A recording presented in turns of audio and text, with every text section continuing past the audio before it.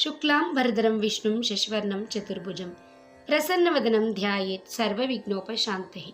కార్తీక పురాణం 15వ అధ్యాయము. దీప ప్రజ్వలనముచే ఎలుక పూర్వజన్మ స్మృతితో నరరూపమందుట.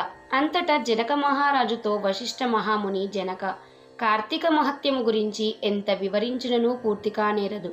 కాని మరి ఒక ఇతిహాసము తెలియచెప్పెదను, సావధానుడవై ఆలకింపు అని ఇట్లు చెప్పెను.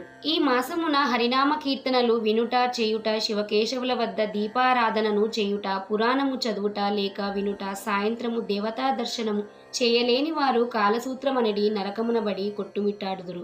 కార్తీక శుద్ధ ద్వాదశి దినమున మనసారా శ్రీహరిని పూజించిన వారికి అక్షయ పుణ్యము కలుగును. శ్రీమన్నారాయణుని గంధపుష్ప అక్షతలతో పూజించి ధూప దీప నైవేద్యములు ఇచ్చిన ఎడల విశేష ఫలము పొందగలరు. ఈ విధముగా నెల రోజులు విడువక చేసిన ఎడల అట్టివారు దేవదుందుబులు మ్రోగుచుండగా విమానమెక్కి వైకుంఠమునకు పోవుదురు. నెల రోజులు చేయలేని వారు కార్తీక శుద్ధ త్రయోదశి, చతుర్దశి, పూర్ణిమ రోజులందైనా నిష్ఠతో పూజలు చేసి ఆవునేతితో దీపం ఉంచవలెను. ఈ మహా కార్తీకములో ఆవు పాలు పితికినంతసేపు మాత్రము దీపముంచిన ఎడల మరుజన్మలో బ్రాహ్మణుడుగా జన్మించును. ఇతరులు ఉంచిన దీపము ఎగద్రూసి వృద్ధి చేసిన ఎడలను లేక ఆరిపోయిన దీపమును వెలిగించినను అట్టి వారల సమస్త పాపములు హరించును. అందులోకొక కథ కలదు, విను అని వశిష్ఠుల వారు ఇట్లు చెప్పుచున్నారు. సరస్వతీ నదీ తీరమున శిథిలమైన దేవాలయం ఒకటి కలదు.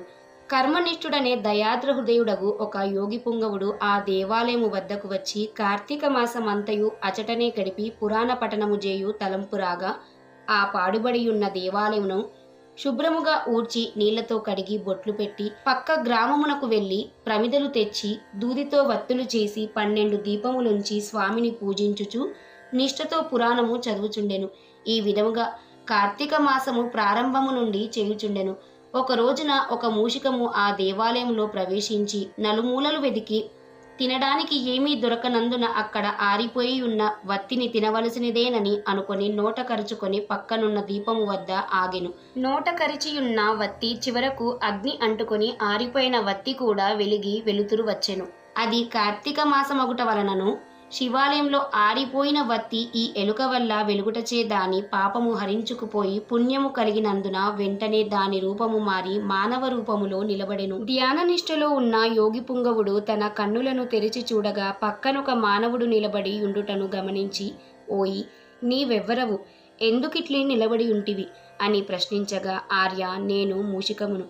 రాత్రి నేను ఆహారమునకు వెదుకుకుంటూ ఈ దేవాలయంలోనికి ప్రవేశించి ఇక్కడ కూడా ఏమీ దొరకనందున నెయ్యి వాసనలతో నుండిన ఆరిపోయిన వత్తిని తినవలనని దానిని నోట కరచి పక్కనున్న దీపం చెంత నిలబడి ఉండగా నా అదృష్టము కొలది ఆ వత్తి వెలుగుటచే నా పాపములు పోయినందున కాబోలు వెంటనే పూర్వజన్మమెత్తి తిని. కాని ఓ మహానుభావ, నేను ఎందుకీ మూషిక జన్మమెత్తవలసి వచ్చినదో దానికి గల కారణమేమిటో విశదీకరింపమని కోరెను.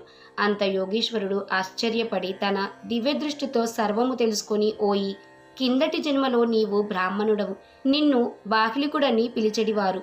నీవు జైనమత వంశానికి చెందినవాడవు. నీ కుటుంబాన్ని పోషించుటకు వ్యవసాయం చేస్తూ ధనాశపరుడవై దేవపూజలు నిత్యకర్మలు మరిచి నీచుల సహవాసము వలన నిషిద్ధానము తినుచు మంచి వారలను యోగ్యులను నిందించుచు పరుల చెంత స్వార్థచింత గలవాడై ఆడపిల్లలను అమ్ము వృత్తి చేస్తూ దానివల్ల సంపాదించిన ధనాన్ని కూడబెట్టుచు సమస్త తిను బండారములను కడు చౌకగా కొని తిరిగి వాటిని ఎక్కువ ధరలకు అమ్మి అట్లా సంపాదించిన ధనము నీవు అనుభవించక ఇతరులకు ఇవ్వక ఆ ధనము భూస్థాపితం చేసి పిసినారివై జీవించినావు. మరణించిన తర్వాత ఎలుక జన్మమెత్తి వెనుకటి జన్మ పాపం అనుభవించుచుంటివి. నేడు భగవంతుని దగ్గర ఆరిపోయిన దీపాన్ని వెలిగించినందున పుణ్యాత్ముడవైతివి. దాని వలననే నీకు తిరిగి పూర్వజన్మ ప్రాప్తించినది. కాన నీవు నీ గ్రామమునకు పోయి నీ పెరటియందు పాతిపెట్టిన ధనమును త్రవ్వి ఆ ధనముతో దాన ధర్మాలు చేసి భగవంతుని ప్రార్థించుకొని మోక్షము పొందమని అతనికి నీతులు చెప్పి పంపించెను.